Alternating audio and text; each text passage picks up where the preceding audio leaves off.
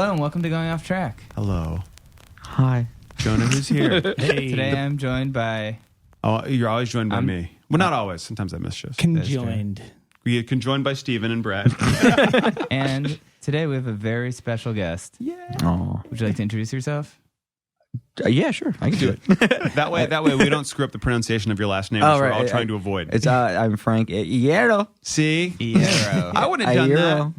No. Is that for real? IERO. I think that's actually the correct pronunciation of like when they first came over. It was supposed to be a IERO kind of thing, but then somehow it turned into IERO, which is how my family now pronounces it. And then my professional name is Frank IERO. So I thought your name was Frank Lira for a while when I worked at AP because a capital I, you never see a capitalized I. It looks like an L. I guess, but then why would it be Lowercase? Yeah, I don't know. But you're in the same boat as anybody I've ever signed a contract with. So to say like that dude owes some taxes somewhere. I don't know. Frank Lira is in trouble. He's a real deadbeat, that guy. Yeah, really. He just signs shit and then never pays anybody. It's crazy. Yeah. We haven't talked since you played one of our live shows. I did. Yeah, it was really fun. That was awesome. And no, thank you for having me. It was immediately fun. put up on YouTube you performing and gazillions of hits. Yeah, it was weird. I kind of almost feel like that was the beginning of this crazy ride over the past year, of like, you know, finishing a record and then signing it and then starting a band and doing this now. Well, I think you guys had your ear to the ground on it. First, you guys were. You're giving us credit. I feel like you were making taste. I shouldn't do that. I don't know if you heard someone talking really loudly during the beginning of your performance. I hope you didn't, but some girls came up to me like right when we started playing and started talking to me so loud, and I was like, and she thought I was Malcolm Gladwell. She literally was like, "Oh, I love the tipping point, all this stuff," and I was like, "You're at like my live podcast. Like, how do you not know who I am? I've been talking, and why are you talking while someone's just started performing like an acoustic song?"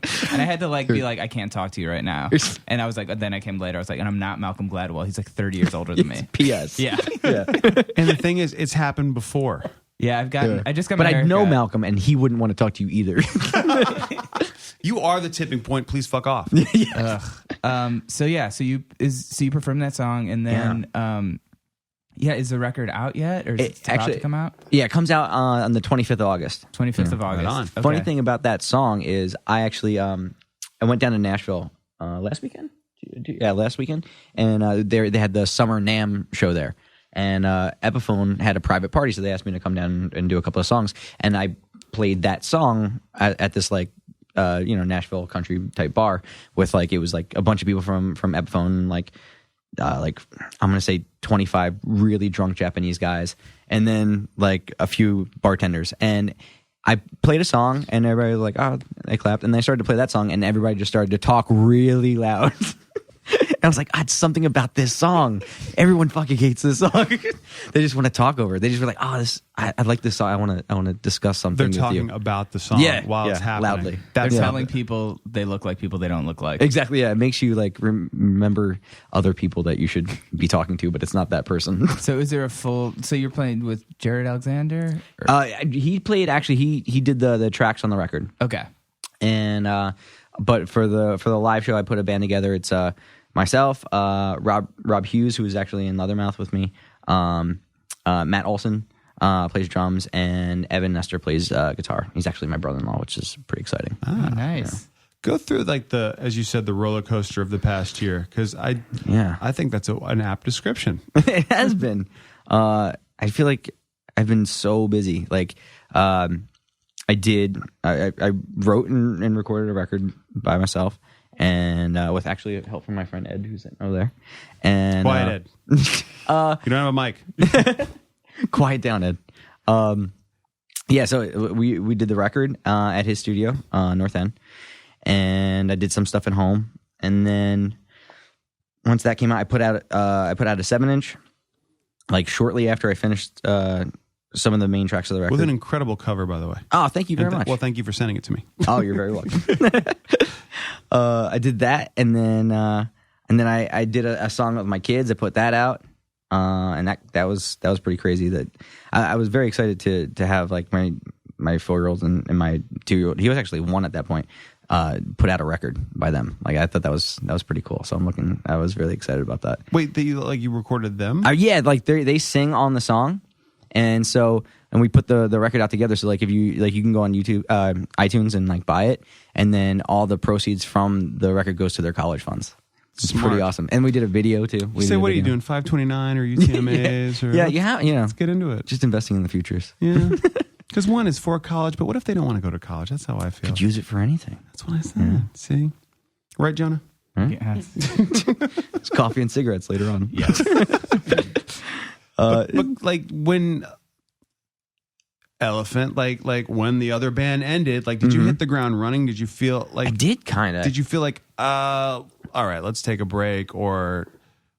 Like, what was that thought process? Like, you had to, because Leathermouth was always happening. You were always doing stuff, doing things with James DeWeese. Like that's just you know? Yeah. There are bands. It's kind of like when people say side projects, like, no, I'm in a lot of bands. We do a lot of things. So that's just part of you. So was there a moment of reflection or just, okay, on to the next? You know, there was, but it wasn't a very long reflection. I feel like, by the time we kind of told everybody that we were doing it, we had really kind of decided to not do it, and then I feel like that was a couple of months before we actually announced it, you know. So I had my time to think about it and like reflect and stuff, and then it got really crazy because like people just started like I know the band meant a lot to a lot of different people, so like, you know, there was a crazy outpour, you know, of feelings and stuff like that, but then there was like. It got to the point where like I felt like a lot of media outlets that weren't really nice to us while we were around then started to like be like, oh, they were the greatest thing, and then like just sell like, you know, magazine covers with old pictures on it. So that kind of bummed me out. That it just felt weird, and I never even thought about that. But like, you know? Sharks circling, like, exactly. Okay, yeah, oh yeah, remember we loved these guys. Like, well, no, you didn't. you were really mean, you know. So that also, I guess, forced me into just, you know, I can't even, I can't dwell on what's going on right now. I need to like just keep busy. Were there always songs like even like recording with Mike Chem? Were you always writing songs on your own? Did your songs come to the table? Did you have things that like, well, I have this for me later? I don't know. I think it's weird. Like whatever I would write, I would always just bring to the band because I feel like to have this like weird like reserve of songs, just I don't know, didn't feel right. But like, of course, there's certain things that you write that don't work for that band. So you know, you use them for, say, like that's why Leathermouth came about, or like, you know, other random metal bands that I did with friends and stuff like that. You know, like certain you need an outlet to get those things out. But for the most part, you know, I was very monogamous with my writing. You know, so whenever I listen to Leathermouth, my first thought was, I hope his voice is okay after this song, because he sounds like he's hurting himself. I was a bit hoarse for a while. God, it must be so cool to record though, like with your friends and like on your own. I mean, I imagine it's so different from recording with like Howard Benson or something like that. Like that must be such a crazy to have both of those experiences. Yeah, you know, I was very into to being able to do things in the incorrect way. You know what I mean? Like I feel like when you go into a major studio with somebody that has, you know, a lot of clout or has a lot of history with things, and you know, you say like, oh, I want to try something like this, and they're like, well, that's incorrect. You know, we don't do that. And then you can't be like, well, why isn't it correct? Like I want to do it, and then be like, well, who are you? Kind of, you know what I mean? Like you get that a lot, and like not anybody in particular. I was very fortunate to get to work with some amazing people, but you know. At times there's that butting of heads where it's like, no, you know, ultimately my name's going to be on this record too, and it needs to be done correctly, you know. So didn't realize there was a book that says what's correct. That's kind of weird to me. I mean, you know, I figured a producer would be like, yeah, fuck it, try it. You're paying me. What do I care? Like get it together, you know. Some do, some don't. Weird. I'm sure, you know. Weird. This is a classic. I was just having this conversation with Aaron here about. It's like, you know, bands after they built the reputation, they can get away with breaking the rules or dictating how to do things wrong, you know. And but there's also that one thing you can't get there without, you know. I feel like you hit this. You could either do that, right, or you've gotten to that level and then you're scared to not be at that level anymore. So you are scared to not do things a certain right. Well, then incorrectly. you keep breaking the same rules. Exactly, which I Yeah. feel is really Hello, Radiohead. which I feel like that's the major problem that we're all dealing with, like in that industry, right? It was like, stuff's not making the money anymore. So people are scared to try anything new because if they try anything new and it fails, then they won't make that money back. So they want to keep doing the same things, but nobody cares about the same thing anymore. The only thing that's going to break through is if you try something new. So we're like in this weird circle, So I just felt like, well, if I'm going to do this, like I'm just going to fall flat on my face because I'm going to do it differently, and if it succeeds, great. If it doesn't, at least I gave it a fucking try. It seems like it doesn't. No one's innovating. No, I mean some are, and some people are just. I feel like people are really scared to innovate. Yeah, it's hard to take a risk when the payoff isn't there. And nobody has the money or the time to spend on doing things differently anymore. You kind of have to like grab and go, and you want to make the best decisions you possibly can on the spot. I think people also forget that is your job. That's how you make a living. Yeah, that's the killer, right? Yep. That is the art killer at a point where it's like, oh shit, like I could go off and do something batshit crazy, but I also have a family to feed. So like people get scared about that. I never forget my kids. I don't care if they eat. I'm gonna they're fine. Yeah. Live off they're that. From an that. Italian family. There's food. Fine.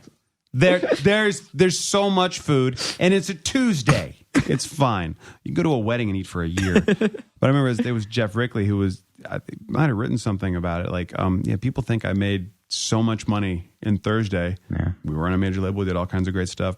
But no, like this is how much you don't clear. This is Seriously? how much. This is what I made. It was very transparent about it. It was awesome. Well, now we're making bank in United Nations. So There you it's go. a totally different story. Yeah, it's the suit you're wearing that's really. I mean, you don't have to show it off. I know. Don't show it off. Don't be in my face about it. Playing Madison Square St. Vitus. Cashmere socks. So now you're doing your thing and writing songs. How do you know in your head, what's going to be Leathermouth? Like when you write with James, forgive me, what was the name of the project with James? Death Spells. Death Spells, yeah. Like, is that true collaboration? Do you each bring stuff to the table? Yeah. Well, with Death Spells, I mean, every band's different, but like with Death Spells, that usually just starts off with a beat, and then we kind of go back and forth making like sound collages and stuff, and then for the most part, like I let him go in and then finally mix it, and then I'll do all vocals on it, and sometimes there's like just a couple of guitar things I'll throw in there. It's got to be crazy just watching James work. Oh, it's ridiculous! I have a video of him. Prodigy. I would love to see it. He's out of his mind. Yeah. Yeah. Oh yeah. I think I might have one here. I don't know. It'd be good for Videos on playing with my phone. podcasts, always a win. It works well, right? Yeah, Always it's a win. It's I love watching him work. I feel like I see you perform every day because my children are fascinated by the Yo Gabba Gabba Christmas episode. Oh, nice. They're fascinated by Yo Gabba Gabba in general. I am as well. It's a wonderful show, and It to really play is. on it had to be huge. what was the Christmas episode about? Well, they just did a Christmas episode, but every show has the Super Music Friends show, and they always get a band to play. Okay. And you guys, and I love it when they have to do this. You were billed as MCR, Yeah. and it's like the Shiny Toy Guns were the Shinies, and the Killers had just listed the names of the guys in the band because it's a nice, kids yeah. show, so they can't That's do anything. so funny. So it was great, and Just to be able to see that costume shop was pretty thrilling. I can't even imagine. Yeah. I mean, those dudes kill it like constantly. I mean, how do they make all that stuff for like the sets? They just do such a fantastic job. They're just genius. And I love how it came out of, kid shows drive me nuts. We're going to make our own. Yeah. And they pulled some of the costumes from the Aquabat show. If you saw their old live shows back in the day, Yeah. like they were some of the villains and things, which now I think is great. They're that, but that the song "Every Snowflake" is different. Like I have it in my head all the time because we play it all the time, and it's such a really great song.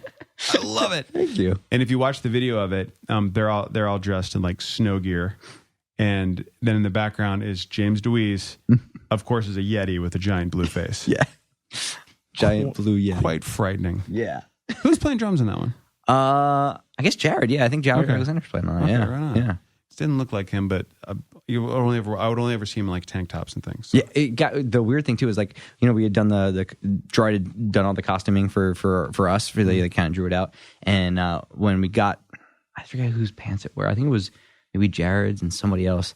They were like the color they ended up doing the pants were like just flesh colored, so it just looked like there was just legs with these knee pads. It was amazing. Yeah, it was really Is that something that you like to look in, like when you play with your bands? Do you think about the aesthetic? Yeah, with certain things, I feel like you can also drive everyone nuts to a point with that. You know what I mean? Like, because at the core of it, like it's about the music and what you're doing. But like, I tend to like a nice uniform style, or even if a uniform that doesn't make sense, but something that feels, I don't know, cohesive. See, I'm always perfectly happy seeing a band with no light show. Just put the lights up on everybody and just watch people play. Those are fun. It depends on the show and the band, Sometimes, I mean, I've seen some amazing American Nightmare shows where it's just there was like a lamp in somewhere and then no power anywhere. I remember seeing that Japanese like whatever goth rock band Deer and Grey. Okay, I saw them do a show one time, and it was just this incredible choreographed event with everyone had their places on stage, and the singer looked like this Asian Tom York, and in the middle of it he would chew on his hands. I'm like, what the fuck's going on? And what he was doing was he was like a wrestler, and he was getting the blood flowing, and then he would just like rub it everywhere. And I remember thinking, wow, that song is awful, but that well played, man, well played. So he actually bit into his fingers and like the. Yeah, I don't like that. No, that's too much. Really? It's unsanitary. You just like them to pour the cow's blood on before they play. Yeah. Mm-hmm. All right, fair enough. But yeah, feel like there's also like nothing like sort of more depressing when like you're playing with some band in like some small club and like they've spent like they're doing all these outfits, they have all these road cases, and you're like, guys, like I know. That's the thing is there's that line between just being silly about it, you know. You just have to. I think if it's pure, then it works. If it's contrived, you can see a faker from a mile away. Yeah, you can tell if they're being honest about it. Yeah. Where'd the band name come from? Frank Iron and the Celebration. Mm-hmm. It came from me feeling like I'm the exact opposite of like a front man or like a party. Like I despise interaction of any kind. So I was like, Makes no sense. Oh, I don't know. So I figured, well, I should name the band something like that. So like that'll like, I don't know, be like the self-fulfilling prophecy. Like they'll be the party and I don't have to partake in it. So you're basically just catering. I'm trying to fool people into thinking I know what I'm doing up there. so Dude, funny. I've seen Leathermouth. You're like an intense frontman. Yeah, it's a different thing too. I feel like with that project, I'm channeling a different part of my psyche. I feel like, but with this, it's a little bit more intimate, and that can be awkward and nerve wracking. Huh. So, yeah. So, what do you think makes it intimate? Like more intimate? Is it the guitar? Is that maybe I don't know. Maybe it's the way I wrote the songs and the way everything came about. I think when listening to this record, for better or for worse, I made a conscious decision to keep the songs as pure as possible. So I never went back and like if I was fleshing out a song, I didn't go back and be like, oh no, I need to like move this chorus here, or I need to do different things. Some of the guitars on there too are I took from demo recordings, and I wanted it to be like moments in time. So it's very much like a patch. Like for me, like when I listen to the record, I can hear myself in a basement, like figuring these songs out. Huh. That was the point. And when you like, does it all just start off on guitar, or with your large group of friends who are players, that you want to work with? do you think of who you want to play a certain part while you're putting the song together? Well, not with these songs because I honestly didn't think I was writing a record. I was just writing songs, and it ended up like what happened was I have my bag of pills with me at all times, and I have this like horrible stomach ailment that I never feel good. So it started to get really bad. So at a certain point, it was kind of felt like it was sucking all the life out of me. So I decided to, in defiance of how I felt, like every time I would start to feel sick and ill and just want to lay up in bed and take a bunch of medication, I would go downstairs and write a song. So I started to do all these songs and make these things, and I had no idea what I was making. It just ended up becoming like, oh wow, I have a grip of songs now, and this kind of feels like a record. Maybe I should put this out. What's the ailment again? You mentioned I asked you about it once. I can't remember it. It's like a bacterial overgrowth of the lower intestine, and basically, we all have bacteria inside us, right? That digests our food for us and keeps us healthy. But sometimes certain people have a disjointment in that bacteria. So like you'll have more of the bad than the good.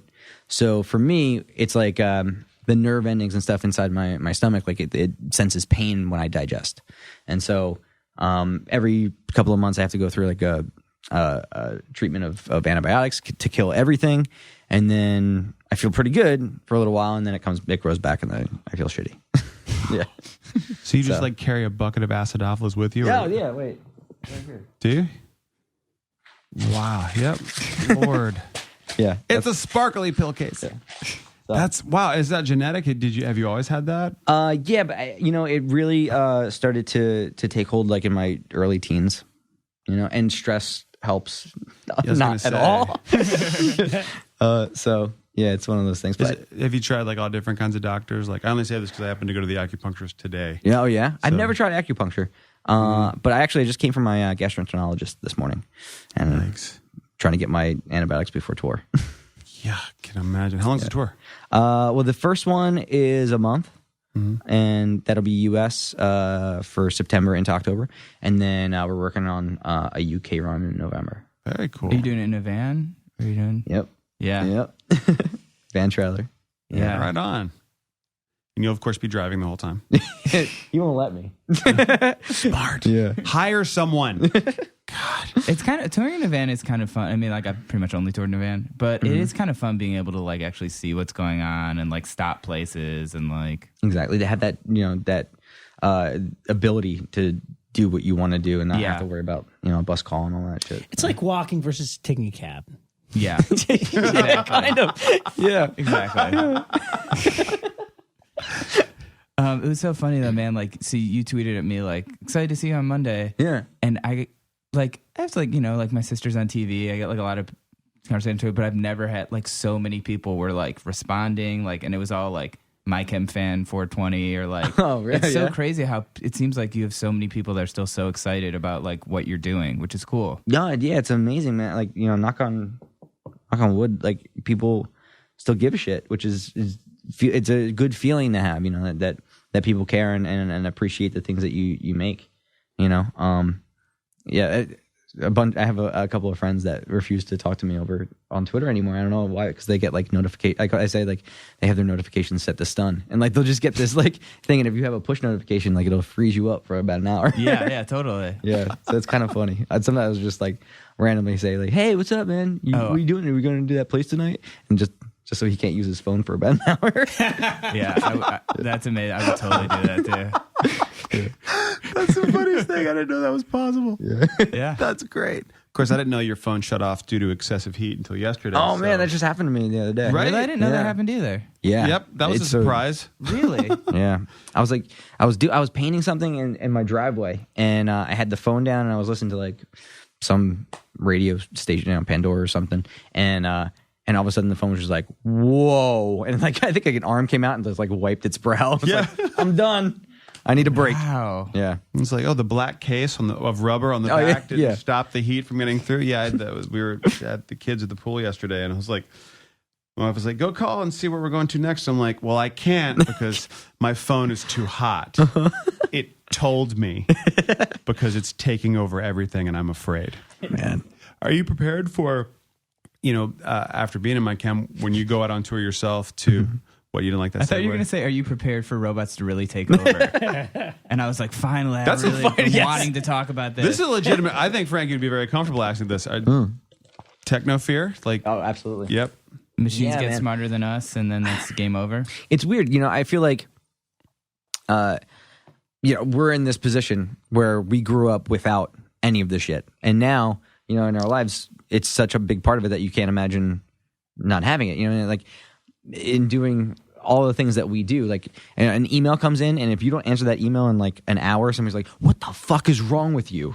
Like, I don't know. I just didn't check my email. Like, is that weird? Like, I always thought there was a grace period of a day for an email. Cause so there's not anymore. Well, I thought email was supposed to be the snail mail of communication. Yeah. Like you got texting. Why didn't you tweet at me? I get back to you immediately. yeah. Oh, you wanted to use your phone. Okay. Well, the thing now, it's just basically implied that everyone has their phone on them 24 hours Exactly. a day. So, So it's not like you're not sitting somewhere where you get it. So I feel like, that expectation's there. Right? Yeah, you need to be reached constantly, no matter what it is. Like, I need I guess access it's how to you. mad we get at our parents when we say, no, I understand you have the phone with you, but I need you to turn it on Right, yeah. while you're out, Oh man, which is My wife.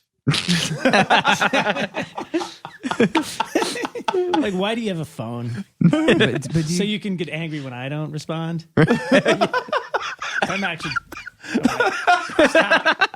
Not like she listens to this, but yours doesn't listen to the so much podcast trouble. either. Now that is mine. That's why I feel comfortable saying whatever. one of these days they're both gonna like just go back and screen through these, and we're gonna get fucked or not fucked. Do you get into any of that stuff though, like the singularity or Ray Kurzweil and that sci-fi, these ideas that like machines will get smarter than us and then sort of like turn on us? Because I feel like it's like going to be a real issue, not for a little while, but But see, it's the turn on thing. Because we can turn them off, and that's what's going to happen. what happens when they get so much exponentially more brilliant than us that like they figure out a way to bypass that? Like they're so much smarter, we can't even comprehend how. We are their gods. You don't murder God, do you?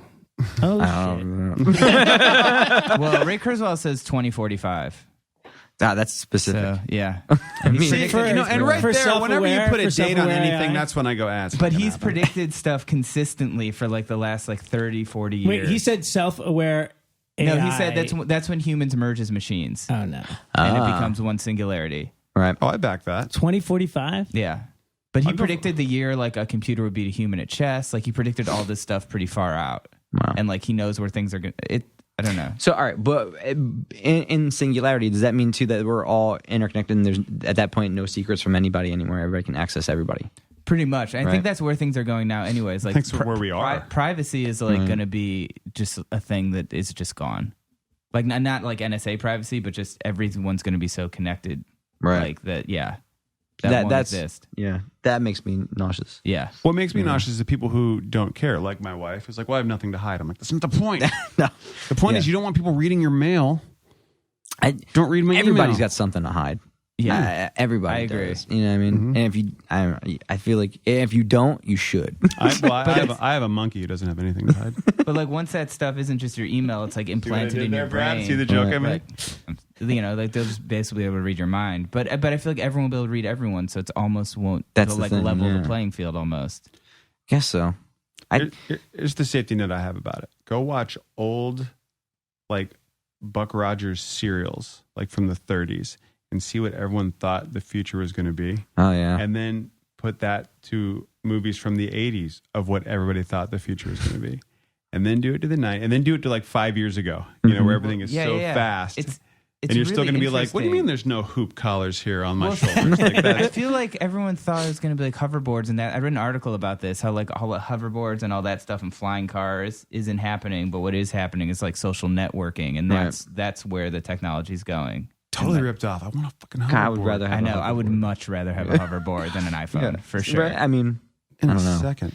I would. I would rather be able to a hoverboard than have to answer an email in 10 minutes. Yes. Yeah. Right. Yeah. That sounds way better. Maybe we can shift this. Something. I I feel feel like- less guilty about someone in a factory in China making a hoverboard because that at least gives them they can fly away. An escape route. Yeah. Yeah. We lost another one. Damn it. We got to stop making. Lock the fucking door. Foxconn. Are you prepared for people shouting out My Chem songs when you play? That's I did not think of that until somebody else said it last week, and that I started to get cold sweats. It's like, oh fuck, that's gonna happen, isn't it? Can you just God respond? damn it! Well, Gerard sang them. I'm not going to play those. Right? He's not here. Yeah. Nobody wants to hear me sing the fucking songs. No way. Nobody wants to hear that. Here's what you should do. And I think you could say, all right, okay, I'll just do my parts. Trust me, Right? and then go on to play everything else. What's so funny is like, so that happens to us sometimes with Thursday songs, and then the person will be shouting it, and you'll be like, ugh.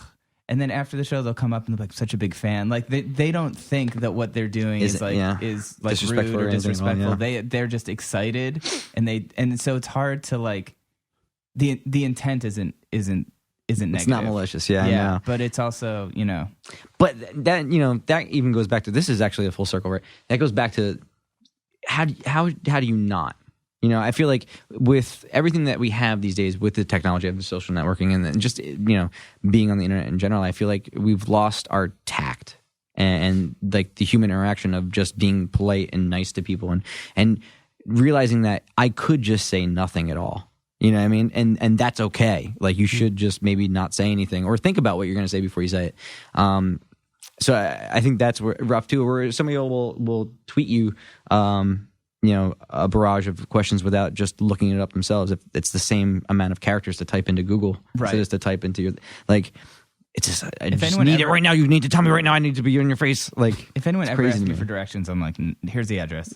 Like, you can find the directions. Yeah. What's crazy? What you're saying too, as I've noticed, like when I go to shows, it's like no one can ever not yell something out if there's like a second of silence. I know. And it's such a weird, like, is that just like where does that come from? I don't know if maybe it's like this, like a nervousness of like just letting a moment pass.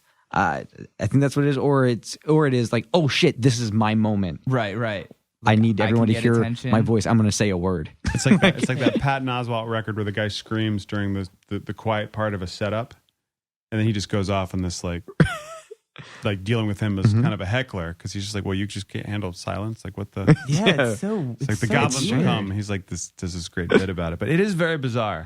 I think it's the same thing too with you can't just watch a show and experience, just allow yourself to have the experience without taping a video that you're never going to watch. And it must be weird for you having like started playing music live sort of before like what all that stuff was advent, and I'd imagine, and now it's so different. It's like, like just having and sort of knowing that whatever you do on stage is going to be like forever. It makes it so much harder to play like a new song because you don't want to try it out because everyone's going to be able to see it. That's the thing is, that was a problem, early on too, like, or not early on, but like later on, it was like, we want to flesh stuff out. We want to have these moments with people where this is a special thing. Like, we're going to just do this. But the second you do that, it's released.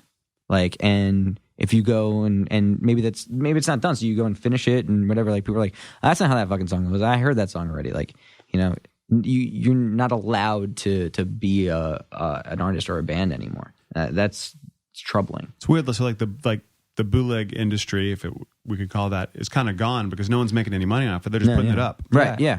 And it's a huge, I think it's an even bigger problem with comedians because they really need to work stuff out live and like gauge what people react to, what they don't. And then if it goes up there, people are like, oh, I saw that bit. And exactly. It's like, it's so and you don't get a lot of people coming to comedy shows and be like, hey, do that joke I heard 800 times. Exactly. Exactly.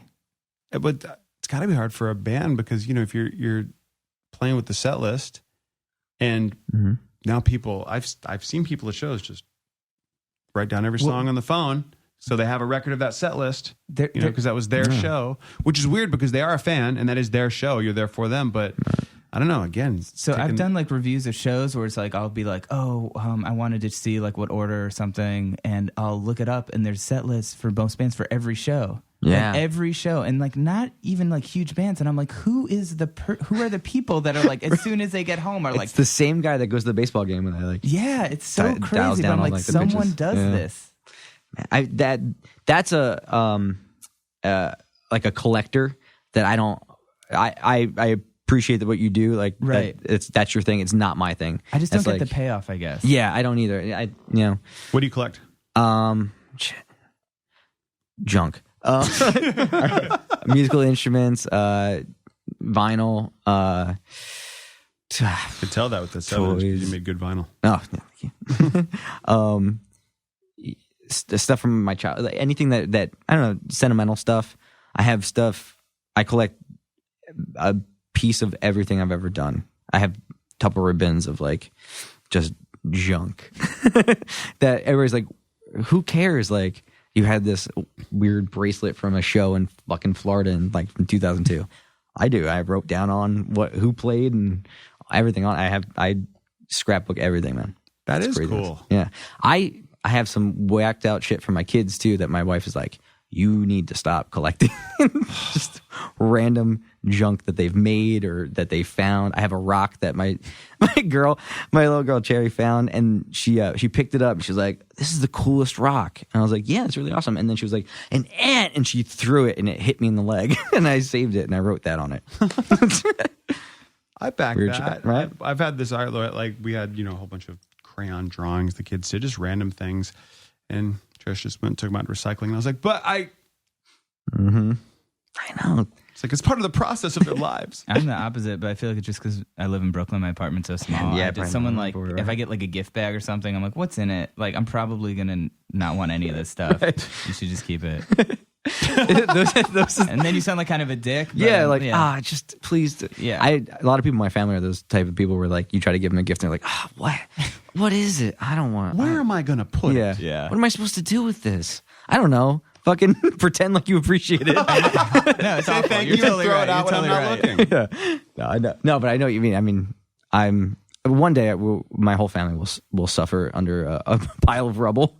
We will all die together, suffocating under memories. I mean, is it when you say you collect like things from your childhood, is it stuff that like you binged on? Like, was it like, Toy Fan or comics or all of the above? That's the thing, is like, I feel like my collection isn't just based on this one specific thing. It is tons of junk that it triggers memories for me. Uh-huh. And I can, we'll go through, one day you guys should do the podcast from my house. We'll go through all my junk and I'll tell you a story about every single fucking piece of junk. I feel Incredible like we idea. should do that with video, Sure. right?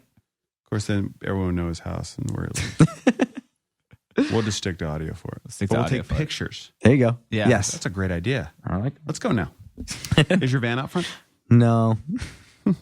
How'd you pick the guys in your band? Did you have to audition them, or was that weird? No, yeah, that would be weird. The only person I hadn't played with before was Matt Olson, the drummer. And man, it's so hard to find a drummer. I feel like for this band too, like I really wanted people that I got along with, like that I could live in a van with for a while. And so that was weird. I was like waiting for him to be like, oh, by the way, like I kill kids and snort a lot of coke, like like at any moment, Yeah. for that. One of those I'm not cool with. But he was amazing. I mean, I met him through a mutual friend. He just showed up one day. We just started play and never looked back. This sounds trite, but I don't know why just recently, and I'm not good, and I love watching music, but just how hard it is to have a bunch of people on stage playing a song from start to finish and have it work. Yeah. Like, it's a really difficult thing to do. And I still think being a stand-up is like the hardest job ever. You're alone, you're out there, Right. You're really putting yourself out there. But like, if I don't do this right, the other guy can do his part right all he wants, and it's going to be fucked up. Like, that's true. It's hard. I'll never remember just being in this little band in college and touring, and we had a day off, and like, well, let's go practice. I remember being like, oh shit, yeah, oh yeah, good point. We should do that, right? We should do that. We should find a room and practice, as if I just discovered the atom. Like, it amazed me, and the more because I don't get to go out and see bands as much anymore. So when I do, just watching, play live, right? It's a fucking hard thing to do. It is. I tend to be a bit of like a enthusiast on the practice. Like I love rehearsals. I even like high school bands. Like I would have like I would practice so much. I would want everyone to practice so much that they would just be like, just stop, man. I don't even want to do this anymore. Like we would like have like 7 hours a night. Like That's how you weed them out. Oh yeah, exactly. Just punishing everybody. Play it again. I've had like a similar realization lately, but it's more like what playing live is like or playing music seems like it's such a small part of being in a band kind of as you get older. Like there's so much other like business stuff or like advancing a tour or like routing or like how are we going to do this or like let's try to get a string sponsorship or like it seems like there's so many like mundane things that go into this thing that everyone perceives as being so cool. You're absolutely right. Absolutely right. I mean, that's the thing too. Like when you're doing it for real and you know there's not management or anything like else helping you with that, it gets nutty. Like to even just remember all the shit that you have to do, and then you know like people will say like, well, how come you're not touring Croatia? And you're like, holy fuck, do you know what goes into me coming to Croatia? Like it's insane. Like the overhead and like the travel and all this stuff. It's like you would love to go everywhere, right? But just doing a U.S. tour, like would be the simplest for a U.S. band. Yeah, sorry, nobody plays Alaska, and it's because you don't make it back. Yeah, and it's hard. Yeah. And like, no, and I don't mean like you physically don't make it back. They're scary up there. No, but it's. I remember talking. Remember what's the Fugazi documentary? Instrument, yeah. And I remember them having the meeting. Well, it's going to cost this much to play, and I know they would really love the show, but I mean, is it refreshing for you in a way to kind of go from playing like huge venues and stuff to kind of being back and like kind of in the trenches in a way? You know, not starting over, but kind of re-experiencing maybe where you were in the early days. No, absolutely. No, it is starting over. You know, and that's what I said too. Like, when we knew the record was going to come out and we wanted to start doing touring. You know, I talked to my agent or whatever, and I was like, I don't want to do like a headlining tour. I don't feel the need to do that. You know, I mean, the band needs to build and become a band, and I was like, please look for opening spots and small things here and there that we can just do and find our legs. You know what I mean? Like, it's a lot of work that goes into it, and you know, you have to be willing to do that in order to make it work. You know, you sound smart. A lot of bands listening. Listen to what he's saying. Yeah. Well, I mean, yeah, and we were fortunate to be able to get that kind of stuff. You know what I mean? But like, there's a lot of. I get asked a lot, like, you know, how do I, you know, make it in being in a band? You know, like, how do we make it? Like, how do we get signed? And it's like, dude, I don't know. Like, you just gotta, you know, you gotta make your band what you always wanted it to be. And go out there and prove it to people that this is the shit. You know what I mean? If you believe in it and you love it, then that's all that matters. Like the other stuff will come, and maybe you don't even need some of that other stuff. But you know, if you don't love what you have and you're not doing it because you just have to do it, then there's no point. You know? I feel that question is so much more daunting now with the way of the internet, because you know, you could throw up a stage it show yourself and let people build over time if you wanted to do it that way. Like there's other avenues. It used to be, I saw a kid ask Tom DeLonge once, said, what do you do? And he said, you move home, you get your debts down to zero, and you buy a van and you go out. And that was it. And I was like, wow, that's great advice. Never thought about that. It's phenomenal, you know? And he's like, it's kind of like what you just said, Jonah, that there's so much other stuff. Like the music band part is kind of the given. All the other crap that you have to put in there. And I mean crap in the nicest way, because I've talked to a few people who enjoy it. You know?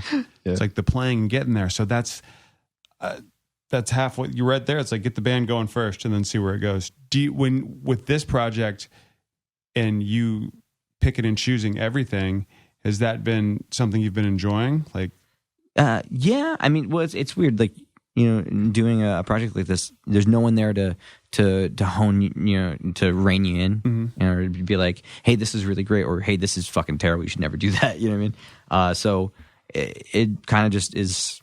It is what it is. And then when I put the band together, like, this is going to be the first time that I'm actually hearing the songs in this setting and letting the songs breathe and become, you know, real people, so to speak. You know, like, I feel like they were what they were for the record, but now like for the show, it's going to turn into something completely different, which is really interesting to me. Even down to like picking out the merch and designs and stuff. I love doing that. Yeah, I was gonna say you get to be the final. Like, yes. Yeah. Well, I did that with my cam, like all the merch and stuff. Yeah. Really, that was all. Oh, okay. Yeah. So I thought that would be more of a collective, like everybody voting in. But. You know, I mean, certain things, you know, you'd be like, yeah, like, oh, I like this, I like that, but like for the most part, like we would have our individual jobs, kind of thing. You know, like, and merch was always mine. Wow. Yeah. I had no idea. I withdraw the question. Well, actually, with that, who did the art for the 7-inch? I did. You did. So Yeah. so did you design a lot of the merch for the show or things that are going out? Yeah. For that 7-inch, that was just an art piece that I had made and photographed and put that together. Actually, with a friend of ours, Charlie. She helped me, like put it into vectors and stuff like that. And then for the record, I knew I wanted something that represented like I guess something every day, but if you look closely, you find beauty in it. Just like a frail, powerful image kind of thing. So when I was trying to put everything together, I actually stumbled across Heather Gable had done this photo shoot in a field, and it was like these like dew-ridden spider webs that were just some of the most gorgeous images I've ever seen in my entire life. And I called her up and I said, Heather, like I really want to work with you on this record, and this is like I really want this photo. And she was like, oh, cool. So like we worked out the rest of the imagery together. Like the rest of the photos are stuff that I took, and we just kind of put them together and worked on the color scheme, and it came out pretty good. Yeah. It's even better when it's something like you found and then you like, it was it's like something that fit what you were thinking. Exactly. I mean, she's phenomenal Yeah. to begin with. I mean, some of the stuff that it's just so smart and so beautiful. But like with that was crazy. Like I had this idea in my head, and then when I saw that, I was like, that's everything I ever wanted in this. So I had to call her up right away and snatch it. It's wonderful. I like it. Now let's get down to it. How do I get this on the cover of my album? Because that's phenomenal. Yes, that's exactly. really cool, and that's very cool. I mean, I'm sure she was love to hear that. She's awesome. Yeah, she's so We great. should have her. She was up here for an art show maybe last year. Yeah. Yeah. Oh, you guys gotta have her on. She's Yeah. I love her. I saw that hilarious, too. on the Facebook. Yeah. I went. I saw her. But Right on. I didn't think about having her in here. Yeah, I'm an well. idiot. Do you ever think about relaunching your clothing line? No. And the reason I did that was I used the money from the clothing and stuff like that to fund the label to help the Okay. other bands. So, but really it all started because I found that band, the Mean Reds, and I wanted to work with them so bad. So we ended up doing that, and then of course we met the Architects, and we did a record with them, and it was just like I found all these great bands I wanted to work with and put a record out for. And I realized though that it wasn't nothing I ever really wanted. I never wanted to be a record executive. You know what I mean? That's not my thing. I just wanted to help bands, and I feel like there's so much that goes into it, and it's just now with like having family and my own thing, like I just can't. I was going to ask if that was an avenue you were actually thinking of.